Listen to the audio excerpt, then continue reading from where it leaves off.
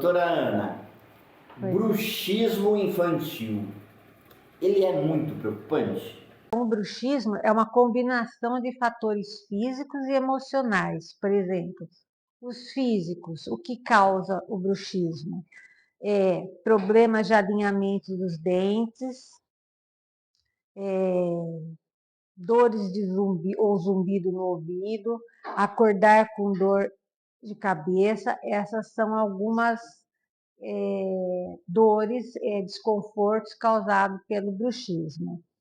E os fatores emocionais que também provocam o bruxismo é a ansiedade, a mudança na rotina da criança, situações estressantes que a criança esteja passando.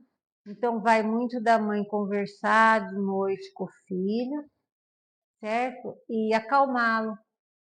E ir ao consultório para o odontopediatra poder detectar o que está acontecendo. Talvez a necessidade da placa de mordida, né? Para não haver o desgaste dentário.